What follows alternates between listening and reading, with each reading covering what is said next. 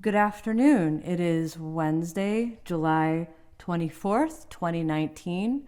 My name is Hannah Zahn. I'm interviewing Thomas Tataro at the American Legion in Hatfield for the Vietnam Veteran Oral History Project. And we are ready to go. So, Tom. Yes. Did you enlist or were you drafted? Kind of both. I was in my fifth semester at community college, and I knew that I would be drafted shortly, even though our neighbor was the president of the Selective Service Board. He wouldn't hesitate to draft me. So I went down to talk to the recruiter about my options. My best friend had gone in 6 months prior to that, and in letters home to me, he said it wasn't all that bad. So I went down and I had no idea what I wanted to do. The recruiter said, well, you got some college. How about warrant officer school and be a helicopter pilot? I says, well, that sounds good. So he arranged for me to take the warrant officer test, but I failed it by 3 points. And I couldn't take it again for a year. So he says, your next best option is to be a crew chief. You'd be flying in the helicopter, but you wouldn't be flying the helicopter. So I said, fine, I'll take that. So I signed up for crew chief. The day that I signed up, when I got home, on the dining room table was my draft notice. Oh my goodness. So I beat the draft. Either way, they got you. Yeah, but I was in anyways. Wow. Now, at this point, where did you, so you were in the helicopter as a soldier, or were you actually flying? No, I wasn't flying it. I was the crew chief. The crew chief's responsibility is he's in charge of the aircraft when it's on the ground. Okay. To maintain it, keep it flyable, do whatever needs to keep it combat ready. When you're in the air, then the pilot becomes the boss of the helicopter, and the crew chief becomes just the guy in the seat next door. Well, that makes sense. Yeah. So were you in combat when you flew? Yes. Any specific missions or battles or anything you'd like to talk about? After training, I got to Vietnam. I was assigned to an air cavalry company, initially as an infantryman, but I was able to OJT and become a helicopter crew chief on a light observation helicopter. And we flew basically search and destroy missions. What were you searching for? We were searching for Viet Cong or NVA. Okay. We generally went in areas where the Army couldn't support a line unit, an infantry unit with artillery. So we were sent into the real boonies. In Vietnam, we were sent west towards Laos, and on occasions went into Laos, even though the government was saying we never did, but we did. We did search and destroy missions in there. We did prisoner snatches, trying to find, bring back a live prisoner to be interrogated. How would you find these prisoners? Basically, the light observation helicopter would fly down treetop level and intentionally try to get the NVA or the Viet Cong to shoot at us, to give up their position. As soon as we received fire, the crew chief would drop a smoke bomb to mark the area, and then the loach would come back around and try to make contact with whatever we saw on the ground. If it was possible, we would land an infantry platoon in the area, make contact, and hold whoever was there until reinforcements could be brought in. Wow. So was your unit some of the first American soldiers these people had seen? Because it sounds no, pretty... by the time I got to Vietnam, I didn't get to Vietnam until 1970. So a lot of the real big battles were done with. What we were mostly involved with was small unit operations involving a Loach. What's a Loach? A light observation helicopter. Okay. It's a 086A Cayuse. And then we had two Hueys that had infantry in it. And we had two Cobra gunships flying above us to provide rocket artillery to support us. So you meant business. So we meant business, yeah. And I mean, did you come into contact with a lot of people on the ground? Not a lot of people. Usually, when we made contact, they could hear us coming, so they would disperse and hide. Okay. On one occasion, we made contact with two NVA battalions, and we put 7 guys on the ground to fight against them. It was a lopsided fight, and we kind of got our butt kicked. We lost some people, but that was the biggest fight. Most of the time when we made contact, it was only 2 or 3 or 4, and we were able to handle them sufficiently. And that was near Laos?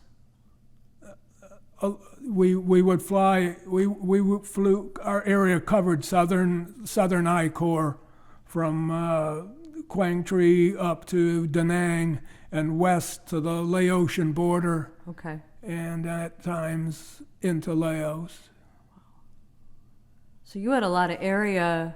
It was a big area, but there were 3 air cavalry companies in the division. Okay. So that we all had our own little sector that we covered.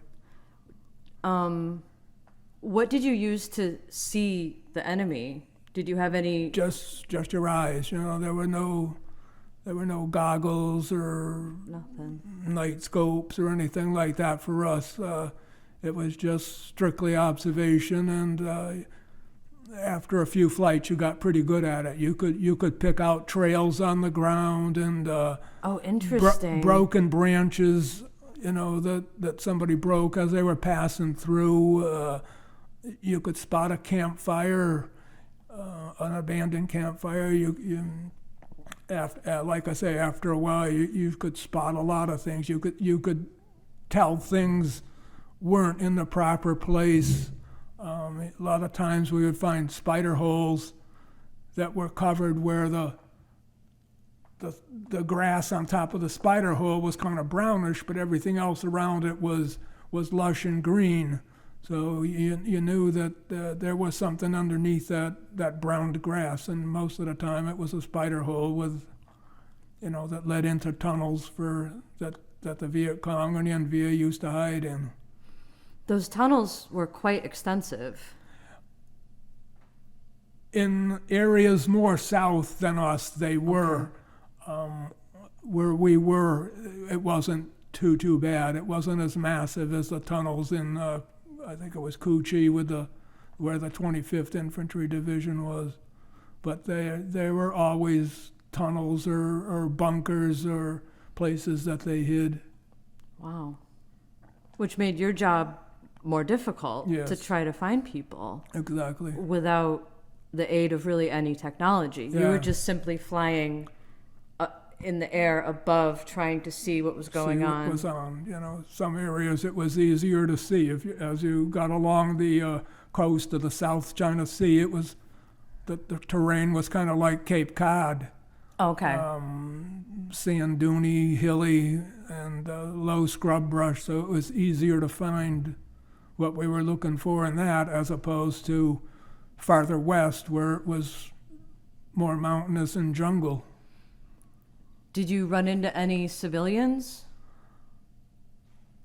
Most of the civilians were in camps, and they could only go out a certain amount of distance from the camp or the village, as they called them. If they went out any farther than where they're supposed to, they became free fire. So, Oh, wow. on one occasion, we spotted a group of individuals going up this hillside, and my pilot kept screaming at me to shoot, shoot, shoot, kill them, shoot them. Look at them all. There were men, there were women, there were kids. I says, no, something's not right here. This is not NVA or Viet Cong. We got closer, and sure enough, it was women and kids and old men, and they were collecting firewood. And they had permission from their village chief to be out there to collect firewood, but the village chief didn't contact the upper echelon in his area to say, yeah, my people are going to be away from the village collecting firewood. And it's just experience that said, this is not right. These aren't the enemy. And I held my fire and didn't shoot. That's incredible. Yeah. And your commanding officer said to... Yeah, I mean, we were in a free fire zone. Anything that moved was live bait, and you could shoot at it. But this is not right. I'm not going to kill innocent people, And we weren't being fired upon, so, and all they were doing was collecting firewood. Yeah, why interrupt that? I Yeah, mean, especially if so, they're given so somebody permission. made a mistake, but... Whew. Yeah. Good thing you... Yeah, but that came with the experience. I've been there a while when that happened. How many, do you call them missions or flights or? We called it a mission. Okay, how many missions did you partake in? Oh, It's more than you can count. more than you can count. Okay. Yeah. So that was your job. It was you're flying every day. Okay. Yeah. Okay. So, Did you get fired upon? plenty of times. Came back with bullet holes all over the helicopter. Was shot down twice. Once coming out of Laos, and we crashed through a couple canopies of jungle, and couldn't be picked up by the two rescue helicopters because there was no place for them to land. And how would you communicate with them? We couldn't. Yeah. We lost. After we crashed, the helicopter rolled. We lost all our guns. We lost our ammo. We lost our hand grenades. We lost everything. It was just scattered all over the place.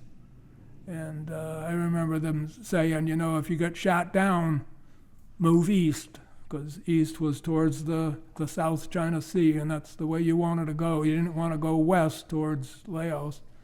So I took my compass out and said, east is that way. And fortunately, we came across an area that there was a little opening in the canopy. And for whatever reason, I forget why it was, we had a second loach flying with us that day. And he was able to spot us on the ground. It was just plain luck. And he guided the Hueys, which we called slicks, to us, and they threw out ropes. And there were three of us on the ground. We all grabbed a rope. I made myself kind of a little rappelling harness, kind of sat in it, so I was comfortable. And the other warrant officer that was flying with us had been shot down before, so he knew what to do. But the pilot that was flying didn't quite know, so he wrapped the rope around his wrist and was just trying to hang on with one hand. And they brought us way, way up in the air, a couple thousand feet, to get us out of range of small arms fire. Mm-hmm. And he yelled down to me, "I can't hang on anymore. I'm gonna fall."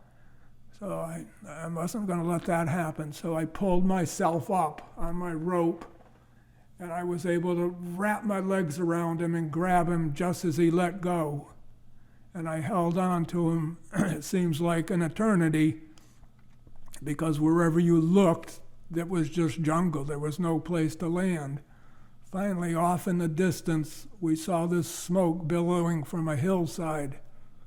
And I assumed that that's where we were going, and they had fired artillery onto it to chase away anybody that might be there.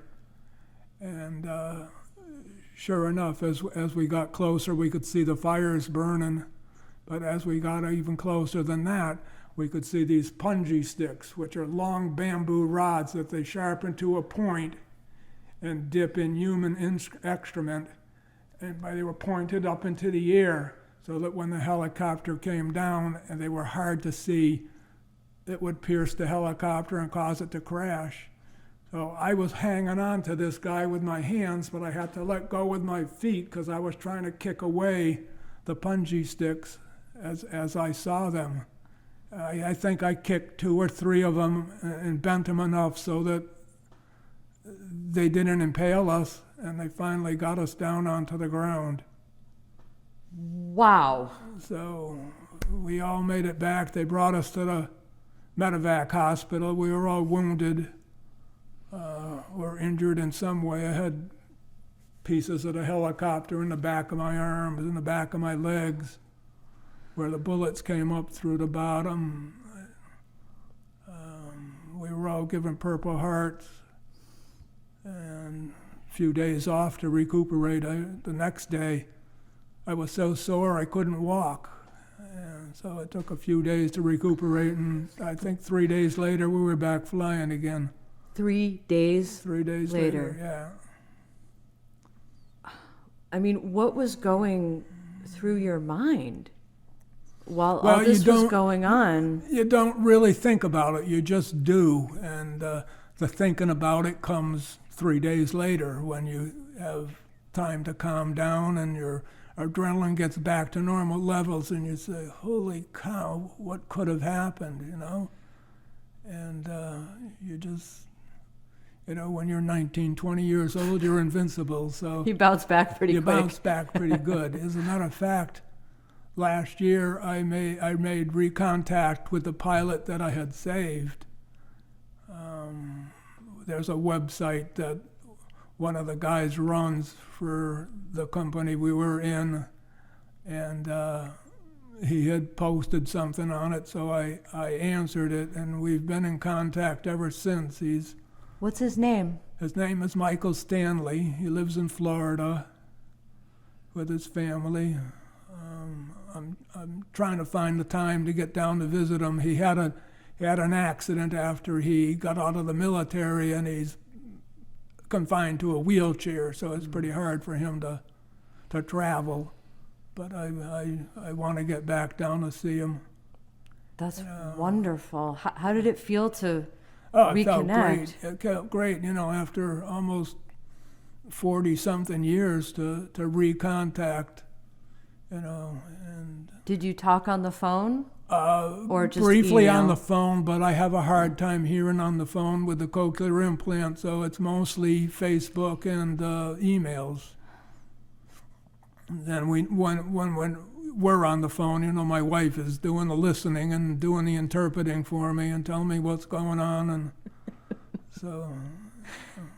And I have another friend in Georgia that's the way it works with him too. Is my wife's got to listen and then I give her the answers and she talks into the phone. Aside from that, I mean, that's just an incredible story. Thank you. Thank you for sharing that. I mean, you went from just simply doing your job to being shot down, and then, I mean, the moment when you crashed and looked around and just, I mean, you didn't have anything. No. You just we had a lot of guns. Unfortunately, they were all broken. Yeah. I had a M60 machine gun, and I was holding it, and the pilots got their stuff together, and one guy had a shotgun, but the barrel was bent like a pretzel on that. Oof. We all lost our handguns. The other pilot, he had an M14, but he couldn't find that. So I just had my M60, and I says, come on, we're ready to go. And they looked at me, and he says, what are you going to do with that? And I says, well, it's my gun, I'm bringing it. He says, well, look at it. It had on the belt that the ammo was on, there was about 5 rounds on it, and the barrel was bent. So he says, you're not going to do too much with that, so you might as well just leave it. So off we went with nothing. But like I said, fortunately, we were spotted. Yeah, very fortunately. Wow. And that's we had a second Loach flying with us that day, and that's the one and only time while I was in Vietnam that we had 2 Loaches flying. Usually it's only one. So, my mom was a devout Catholic, and every day she would go to church and light a candle for me. So I'm sure that had something to do with us getting out of it that day. A little divine intervention. Yeah, I think so. Only a mother could get to you from halfway across the country, across the world. Yeah. That's incredible. So you went through all that, and then 3 days later, back flying. You're back on. You must have been hurting. I've never been so sore in my life. Every bone in my body hurt. Oh. Man. And so you just kept on flying? Kept on flying, yeah. With the same crew? With the same pilot. The other pilot that was flying, usually you only flew with one pilot. The pilot sat in the front seat on the right. The crew chief sat on the left, and the door gunner sat on the floor in the back of the helicopter. The second pilot that was flying with us was the senior pilot in the company, and it was part of his job to check out the flying skills of other pilots, to keep everybody up to date and make sure they did everything safely. When you're in a Loach and you spot something on the ground, you're always supposed to bank the helicopter so that the pilot is looking down and the door gunner is looking down and the poor crew chief is looking up in the air at the sky. So you banked right? But, yeah, you're always banked right. I think he was a little nervous. He banked left so that the other pilot could see what he thought he saw, which put us up in the air where we're not supposed to be. And even though I didn't hear the shots that brought us down, I knew something was wrong. I could feel it. I could feel the helicopter going down. And I said, this isn't right. So I pulled my feet in, because you fly with your feet dangling out, and the machine gun mounted on a bungee cord in front of you. And you didn't aim it, you just kind of pointed it. Mm-hmm. And because it shot so many bullets, you didn't have to aim. It's not like a rifle. And I knew something was wrong. We're not going the right way. So I pulled my feet in. And I was snug as a bug in a rug in the back of the helicopter. And I think had I not pulled my feet in and we crashed, I probably would have lost a leg or two. But sounds because it was banked the wrong way from the impact. Yeah. Were the other men seriously injured that day? No, nobody was real seriously injured. Like I say, we were all back on flight status 3 days later. That's incredible. Yeah. Is it because there was a lack of troops to do that job? Why would they send you back so quickly? Because we were shorthanded. Okay. Basically, yeah. And it was a big area to cover, so. How many miles? Well, you didn't measure a thing in Well, miles. kilometers. You measured it in time. Time, okay. Yeah. You're in the air flying to a mission, usually half hour take you to get to the mission. Because of the size of the fuel tank on a Loach, you had a limited time there, and then you had to turn around and go back to refuel. But everything is counted in hours. So they kept track of hours that you flew. Okay. So how long would your average time Well, we would fly some days from just at sunup until sunset. Right. And the mission would last because we had no night type stuff. No. We were limited by darkness. The only thing we had was a gyroscope to tell the relation of the helicopter to the ground. The Cobra gunships could fly at night because they had different equipment, and they were. So they flew at night. They flew at night. They're called Nighthawk missions. Doing the same thing that you did. No, but the around the base, around the perimeter of the base, they would drop flares from helicopters at night to light up the area to make sure that nobody was trying to infiltrate the perimeter of the base. And the Cobra gunships would fly above the flare ships, and if they spotted anybody on the ground, they would make a pass at them with the miniguns or rockets. So there was always something going on. There was always something going on, yeah.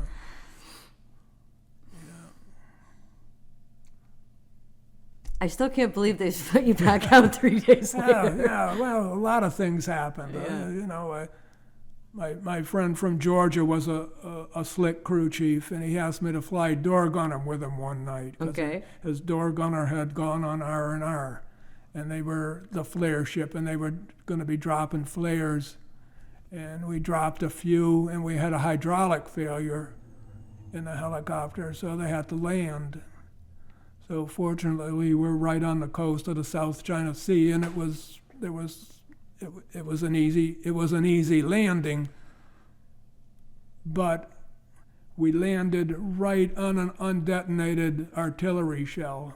The front skid was sitting right on it. As we walked around the helicopter, after looking for the hydraulic failure, see where anything was leaking, and we spotted the skid sitting on top of an artillery shell.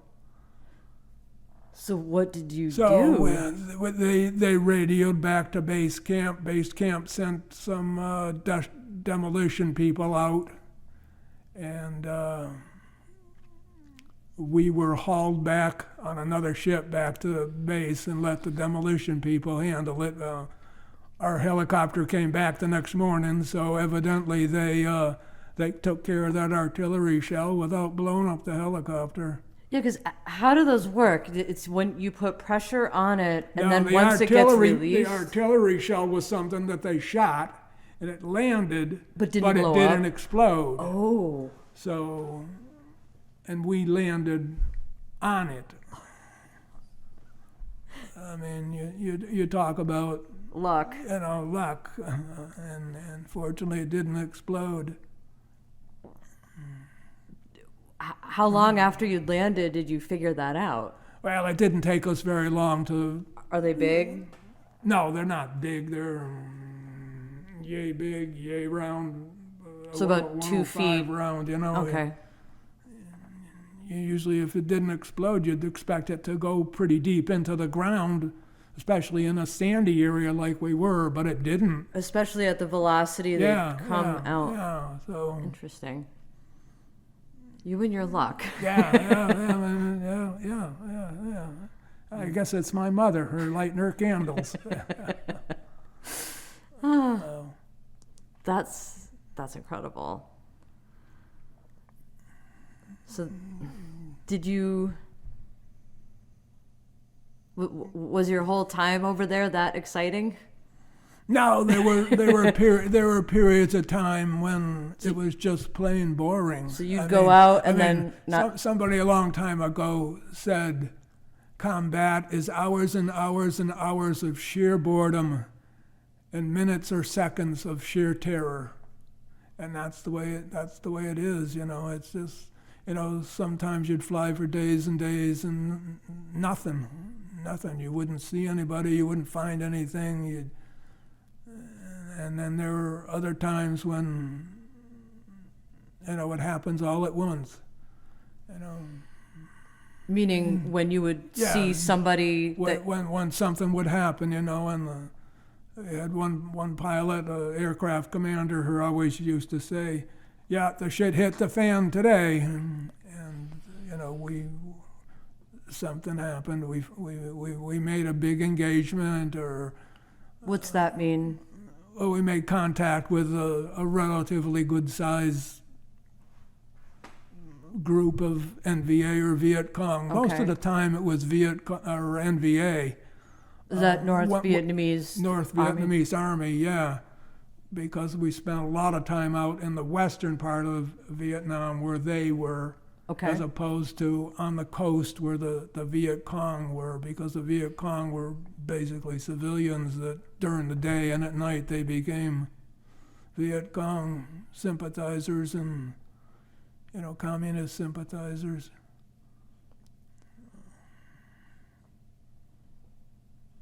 Wow. Like a double life. Yeah. So what would happen when you were on a mission and say you're flying and you spot a group? What happens next? Once it's confirmed enemy. Once we spot something,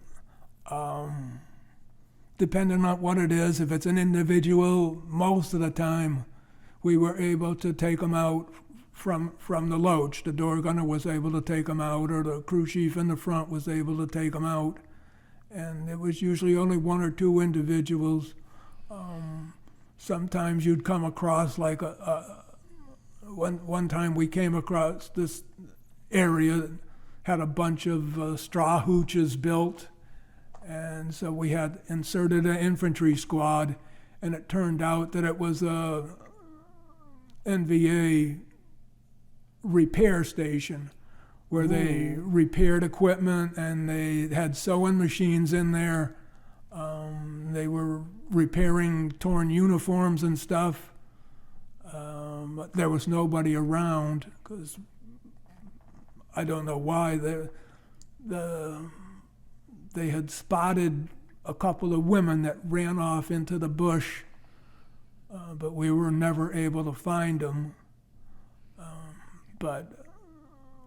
Because there was nobody around, they called in the Air Force, and they bombed and napalmed the whole area to destroy, the sewing machines and the equipment that was there. To some listeners that may not understand how it works, can you explain napalm? Napalm is a combination of like a gel like Vicks Vapor Rub mixed with gasoline, and they're put in these long canisters, and when it hits the ground and explodes, the napalm kind of rolls because of the jelly consistency of it and just burns what's ever in its way.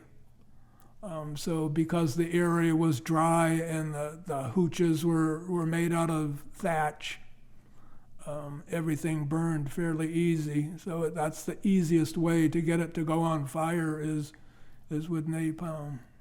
And so when we left the area, it was pretty much totally destroyed. now, what about Agent Orange? Did you Agent see Orange that? was a chemical, a defoliant chemical that they sprayed on the jungle because to make it easier to see troop movements. There were some areas that we would fly into that for as far as you could see, there wasn't a blade of grass, there wasn't a leaf on a tree. It was just all denuded of any type of vegetation. And it was spooky flying in those areas because they had some pretty tall trees that grew in the jungle, and with no branches or leaves on them, they were pretty hard to see. And sometimes canopy. you'd be almost on top of it before you were able to see it. And on few occasions, some of the loaches have actually hit them because they didn't see them quick enough. Luckily, nobody crashed or got knocked down, but the rotor blades were damaged enough to where you had to go back to base camp and have the rotor blades changed. And once the rotor blades get knocked out of track, which keeps them there's 4 blades on a loach, and the track keeps them all moving in the same pattern, so that if it gets out of pattern, you get a real bad vibration. So it's pretty hard to fly with that, but you're able to do it. But that's generally what happened, is you'd hit a branch and it would knock it out of track, and you'd get that vibration, and you couldn't fly a mission anymore. You had to go back to base and change. Was it from the lack of contrast, where you'd have leaves and branches and stuff? Yeah. Just flying over, it was hard to see. Yeah, it was just hard to see. It was just hard to see. Especially the tall spilery ones that were real tall, but not very many branches on it, almost, like a toothpick. Yeah, exactly. Wow. So, what did you do to relax? Relax? Did you get a chance to? I mean, how did you decompress? Unfortunately, I became the platoon sergeant shortly after I got there, because the guy that was the platoon sergeant, it was his time was up, and he was headed home, and I had an extra stripe on most of the guys. So he picked me to be the new platoon sergeant, and being the platoon sergeant, you didn't get a whole time to relax, because when you were not flying, you were usually helping somebody else with their helicopter. So I was usually up before sunrise in the morning and not in bed till 10 or 11 at night. So it made for short days. When you did get some time off, well, we were right on the South China Sea, so there was a beach close by. So we were able to go down and relax on the beach. There was an enlisted man's club that you could go to. Sometimes they had cold beer. Most of the time they didn't. So you could get a cold beer, but it wasn't real beer. It was Army beer. It was What's Army beer? Well, it's real low alcohol content. You had to drink 10 or 12 of them to get a buzz on. I shouldn't have to work this hard to relax. Yeah, and you had to be a staff sergeant or higher to buy liquor. At Chulai, which was a divisional base camp, they had a PX, and you could buy hard liquor there, but you had to be a staff sergeant or higher. Even if you were over 21, you could be, a 30-year-old private and not be able to buy any hard liquor, but you could be an 18-year-old staff sergeant and buy liquor. Army rules. Yeah. So, and once in your tour, you got a week off to go on R&R someplace, and they would fly you to Thailand, Taiwan, Australia, Japan, or Hawaii. And you picked? I went to Taipei, nationalist China, because it was the closest. I figured and the farthest away was either Australia or Hawaii. Most of the married guys went to Hawaii because they would arrange to have their wives meet them there. But most of the single guys went to one of the other countries. And it was relaxing, and you got to eat real food. And One funny thing happened, though. We were coming back, and the plane developed engine trouble, and we had to land in Hong Kong.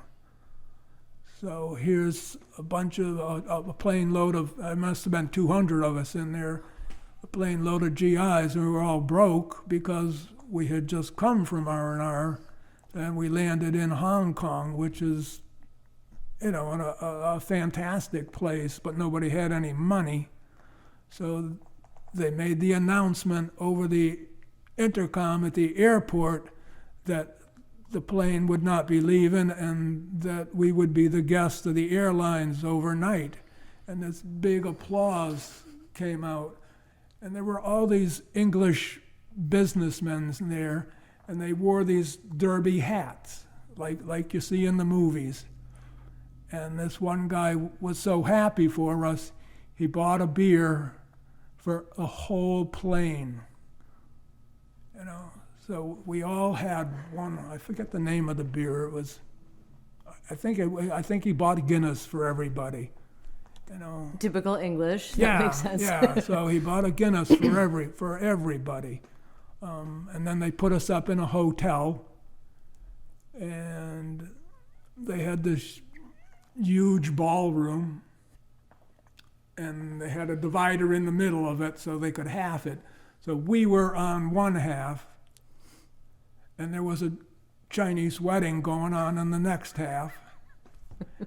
Chinese weddings, they like to set off firecrackers. Oh my goodness. So they had a string of ladyfingers that somebody threw. 200 guys underneath the tables thinking they were under fire. It was the funniest thing you ever saw. You ready to duck and cover? Yeah, ducking for cover when those firecrackers went off. Man.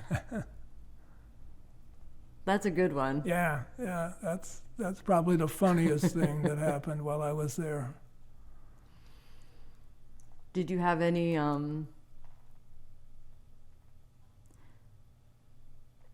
any other wild rides in the helicopter? No, they were all pretty much standard. The second time we got shot down, it wasn't so bad.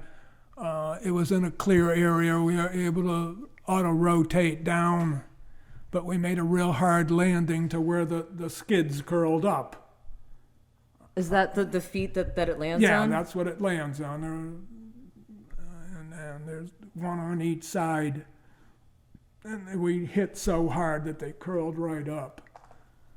But that jarred your teeth once you hit the ground on that, but it was nowhere near like the first time. Were you back flying in 3 days? I think we were back flying the next day after that one, but we did have to sling load it out of there. Because the loach is so small, you could pick it up with a slick. So the company maintenance officer came with a slick, and we took the blades on the helicopter. You could pull a pin, and they could all fold back, and you tied them down to the tail boom so that it wasn't aerodynamic anymore. And then there's a nut on the top of the rotor mast that you could hook a hook onto, and they just pick it up and flew it back to base camp. That's incredible. Yeah. So coming home, you came home at a tough time. Yeah. For vets. How were you treated when you came back? After all not that everybody knew what you had been through, but just seeing seeing a soldier. How? I never experienced anything here in the States that was negative myself. The one thing I did experience was after Vietnam, I was sent to Germany. When I got to Germany, I was in my uniform, and I reported to the orderly room of the company I was assigned to, and there was a little short orderly room clerk, and he took one look at me, and he saw my combat patch on my arm, And he says, Americal Division, another baby killer. I reached over, and I grabbed him by the scruff of the neck, and I pulled him up over the counter. And I was getting ready to smack him, and the first sergeant come running out of his room. And I figured, well, here I go, off to the brig. I looked at the combat patch on the first sergeant, Americal Division. Next morning, that little service clerk was gone. So that's the only bad thing that ever happened. And it didn't actually happen. No. But still, I mean, to go through all that. Yeah, and he was just what, I mean. Another GI saying that to you. Yeah.